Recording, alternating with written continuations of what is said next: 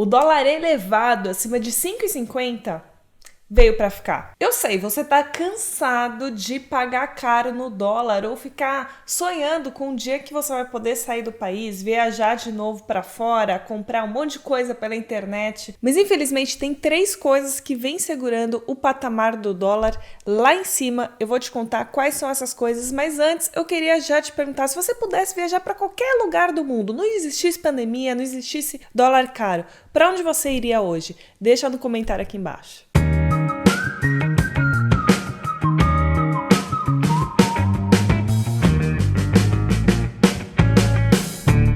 No auge dos meus 20 e poucos anos, eu me lembro a primeira vez que eu saí do país, eu paguei sabe quanto no dólar? 1,58. E na época eu fazia jornalismo, não fazia economia, e eu já achei meio estranho o negócio, né? Falei, puta, como é que eu vou viajar para um lugar em que eu tô pagando mais na moeda do que o real, né? Mó estranho, enfim.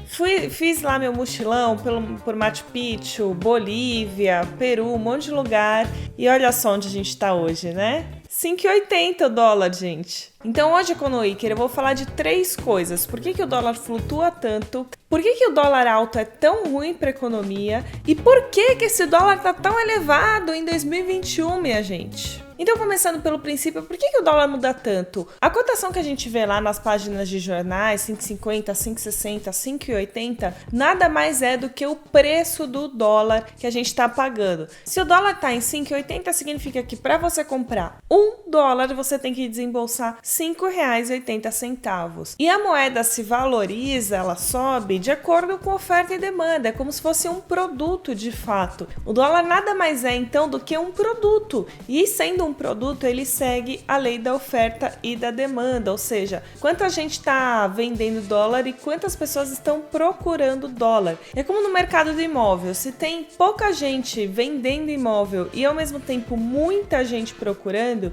o preço do imóvel sobe. Agora, se acontece o contrário, se tem muita gente vendendo imóvel e pouca gente procurando, o preço do imóvel cai. No dólar é exatamente a mesma coisa, oferta e demanda. Ou seja, se tem pouca oferta de dólar aqui no país, acaba subindo a cotação. E é isso que está acontecendo agora. Quando sai investidor do país, seja investimento direto, ou seja, fechando fábrica, desinvestindo mesmo no país, ou investimento financeiro, saindo da bolsa, saindo da renda fixa, o país fica com menos dólar em circulação. E isso faz com que a moeda suba. E por que o dólar é tão ruim para o país? Você deve estar pensando lá na sua viagem, né? Como eu, enfim. Mas, além disso, o dólar tem um impacto muito grande na inflação. Ainda mais no mundo globalizado que a gente vive hoje, né? Quando o dólar está muito caro, primeiro que tem muitas coisas aqui no país que a gente compra de fora. Seja um insumo para fazer a gasolina, ou maquinário para colocar em fábrica e produzir um monte de coisa. Quando o dólar sobe, tudo isso encarece. Um fenômeno recente que a gente viu já em 2020 foi o dólar elevado fez com que as empresas de alimentos passassem a vender para fora ao invés de abastecer mercado interno. É o caso da soja, de diversos produtos.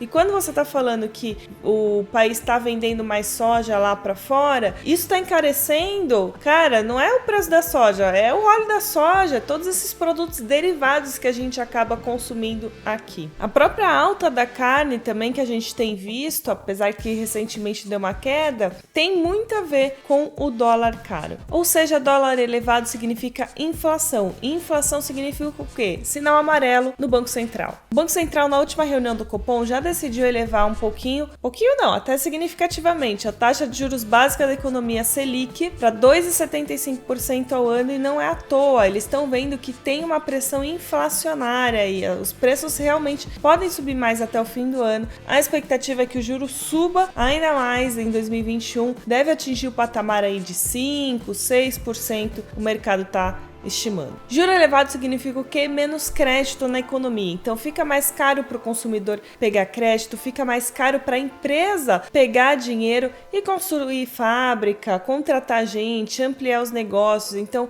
ou seja, não é tão legal assim para a economia girar. Agora, antes de te contar as 3 coisas que estão fazendo o dólar ficar caro agora, em 2021, eu vou te contar uma novidade positiva do dólar. Tem uma fintech nova aqui no Brasil, mas que é super segura chamada Nômade, e eles oferecem a primeira conta para brasileiros em dólar, ou seja, você pode fazer depósito em real, eles já convertem por dólar, usando a cotação comercial, que é mais barata do que a cotação de turismo, em geral 15, 20 centavos, você também paga um pouquinho menos de imposto. Isso significa o quê? Economia no seu bolso, porque no fim das contas, como você paga a cotação comercial e os impostos aí relacionados a isso, você acaba gastando 10% a menos em média nas suas compras em dólar. Com essa conta digital você pode fazer compra no exterior, você ganha um cartão de crédito para fazer compra física e você também pode investir em ativos do mercado americano. A conta é gratuita e quem é EconoIker tem uma vantagem extra, que é ganhar $5 já na primeira remessa. Então é só você ir no link da descrição, fazer seu cadastro, não paga nada pelo cadastro, não paga nada pela manutenção da conta, e quando você fizer a primeira transferência de dinheiro para lá, você ganha $5 se você fizer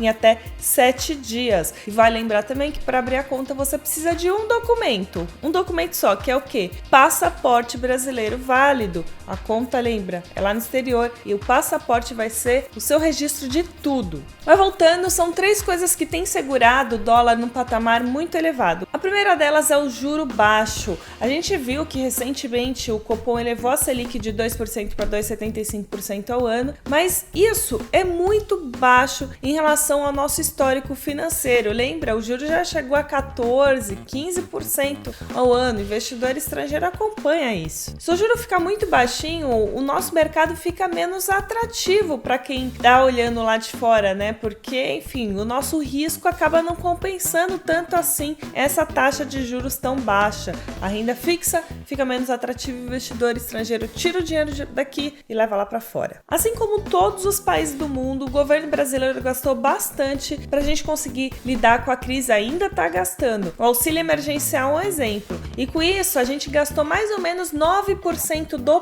PIB em 2020. É bastante grana. Só que, diferentemente do resto do mundo, a gente já estava com os problemas fiscais, os nossos gastos públicos já andavam muito elevados. Para vocês terem ideia, a dívida pública representava 76% mais ou menos do PIB em 2019. Agora já está em 90% do PIB. O investidor estrangeiro também olha isso com muita atenção, porque significa que está um pouco arriscado investir no país. Tem um risco aí do governo ter um descontrole fiscal, da gente não atingir as nossas metas de gastos públicos, enfim, todo o problema que a gente já sabe. E mais isso significa o quê? Saída de capital aqui do Brasil. Então tem gente vazando por conta disso, olhando o gasto público. E o terceiro motivo é a alta de juros, não aqui, mas nos Estados Unidos. Os Estados Unidos, historicamente, são considerados o país de menor risco, é risco zero investir lá.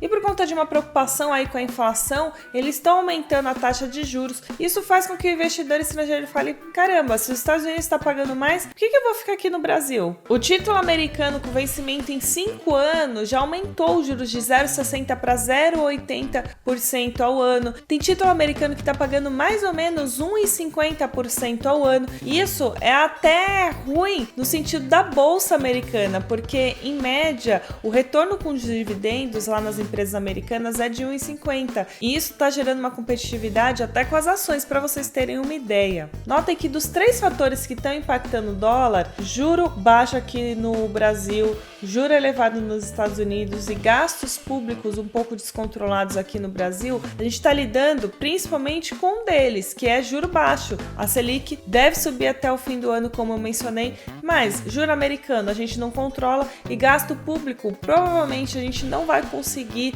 seguir a meta de novo em 2021, muito por conta da pandemia, enfim, a gente está no estado de calamidade. Então, por isso que eu acredito que o dólar deve sim se manter muito elevado até o fim de 2021, infelizmente. Mas se algo mudar, eu volto aqui para conversar com vocês. Até o próximo conteúdo.